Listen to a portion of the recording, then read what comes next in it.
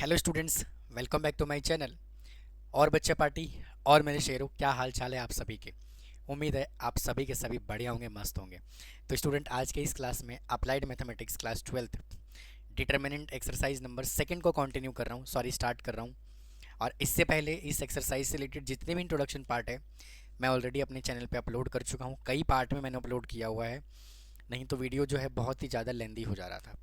ठीक है, तो आज हम एक्सरसाइज नंबर सेकंड को स्टार्ट करने जा रहे हैं। तो आइए शुरू करते हैं, बात करते हैं क्वेश्चन नंबर फर्स्ट क्या कहता है। देखिए, अगर हम यहाँ से फर्स्ट क्वेश्चन की बात करें ना, तो क्या कहता है, देखो फर्स्ट क्वेश्चन कहता है for what value of x, for for what value of x is the following matrix is singular. अब दो कंडीशन है, जब सिंगुलर होता है तो क्या होता है, डिटर्मिनेंट जीरो होता है। ठीक है, और जब नॉन सिंगुलर होता है तो determinant not equal to zero होता है। तो उसने सिंगुलर पूछा है, तो इसका मतलब इसका डिटर्मिनेंट जीरो होगा। तो 3 माइनस 2x, x प्लस 1, 2 और 4 is equal to zero. Multiply करिए, 3 minus 2x, 4 minus x plus 1 into 2 is equal to zero. ठीक है, तो 4 3 जो 12 minus 8x minus 2x minus 2 is equal to zero. तो minus 8x minus 2x minus 10x, 12 में से ये माइनस करोगे तो प्लस का 10 इज इक्वल टू जीरो। तो x इज इक्वल टू कितना आ गया, 1। ठीक है, आइए अगले क्वेश्चन पे चलते हैं। देखो, अब उसने पूछा है कि इन दोनों में से कौन सा मैट्रिक्स नॉन सिंगुलर है। तो नॉन सिंगुलर के लिए क्या करते हैं, सिंपल डिटर्मिनेंट ही तो निकालते हैं। तो दोनों का डिटर्मिनेंट निकालो, 6 माइनस 3 2, 2 माइनस 1 2, माइनस का 10 5 और 0। अगर डिटर्मिनेंट इसका 0 आ गया तो सिंगुलर है, अदरवाइज नॉन सिंगुलर है।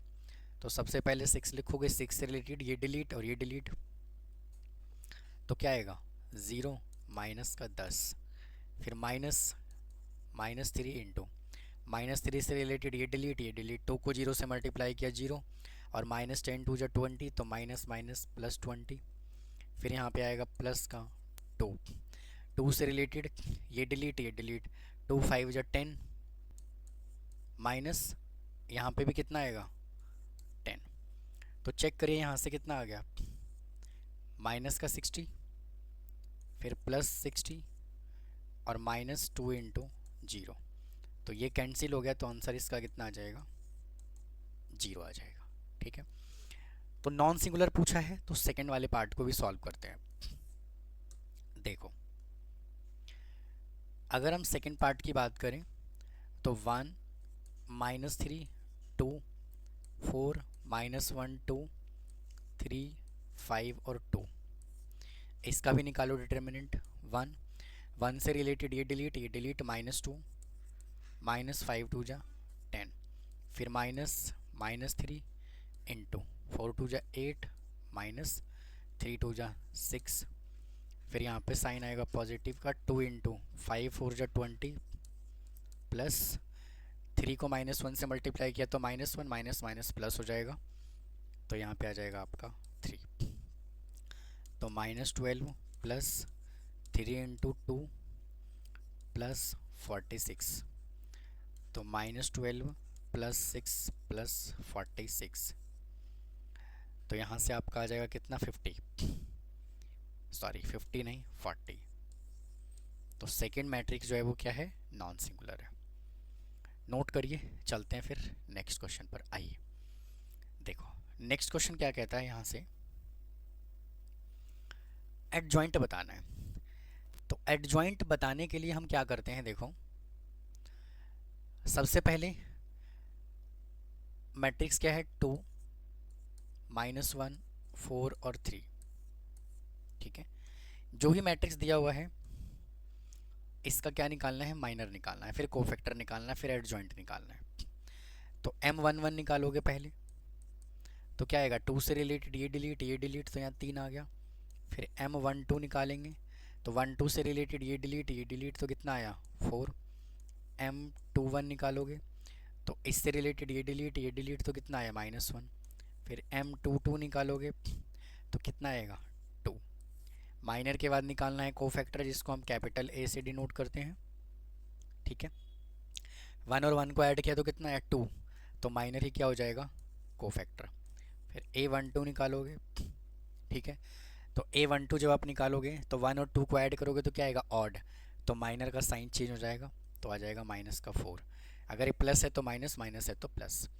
सिमिलरली अगर आप यहाँ पे A22 निकालोगे तो यहाँ पे क्या है 2 और 2 को ऐड किया तो क्या है इवन, तो कहने का मतलब ये है कि माइनर एज इट इज़ लिखा जाएगा। स्टूडेंट यहाँ 2 नहीं 2 1 आएगा, 2 1 आएगा। ठीक है, और 2 1 को ऐड करोगे तो क्या आएगा ऑड, यानी माइनर का साइन चेंज कर देना है, माइनस है तो प्लस का 1। फिर A22 लिखोगे तो ये रहेगा एज इट इज़, क्योंकि 2 और 2 को ऐड किया तो इवन है तो साइन चेंज हो जाए, सॉरी एज इट इज़ रहेगा। तो ये हमने निकाल लिया कोफैक्टर। अब हमें निकालना है एडजॉइंट। तो एडजॉइंट का फॉर्मूला क्या होता है, adjoint of A is equal to 3 -4 1 और 2, इसका करना होता है ट्रांसपोज। तो 3 1 -4 2, ये लो जी, इसका आंसर आ गया। ठीक है, और 2 इंटू 2 मैट्रिक्स का ना आप एडजॉइंट डायरेक्ट भी निकाल सकते हो। कैसे देखो, मैट्रिक्स हमें क्या गिवन है 2 -1 4 और 3।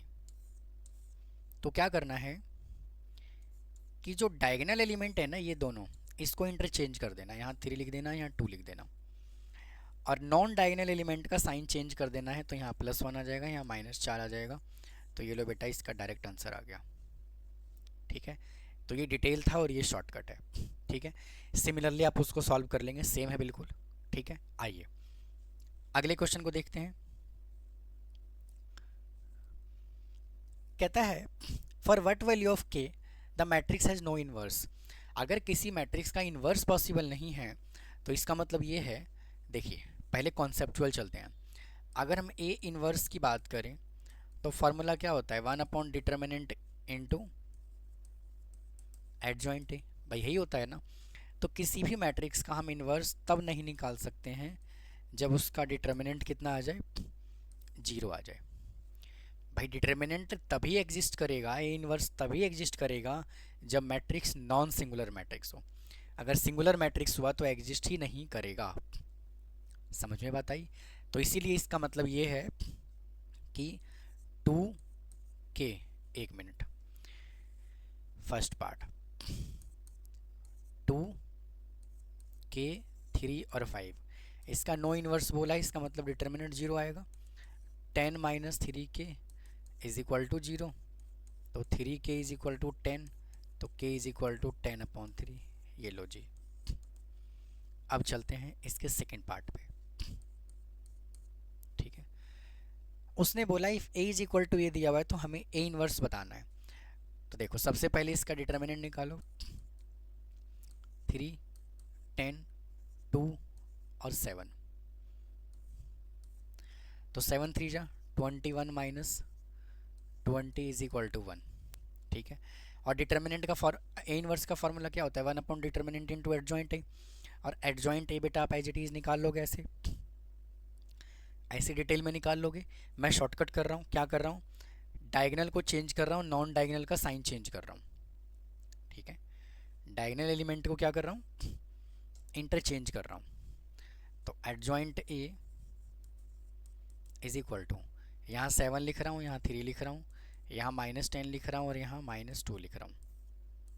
ठीक है, और ए इनवर्स का फॉर्मूला क्या होता है, वही एज इट इज़। तो डिटर्मिनेंट 1 है, तो 7 -10 -2 और 3, ये लो जी, इसका आंसर आ गया। ठीक है, इसका भी इन्वर्स बताना है तो ये आपके लिए छोड़ रहा हूँ मैं, ये क्वेश्चन आपके लिए।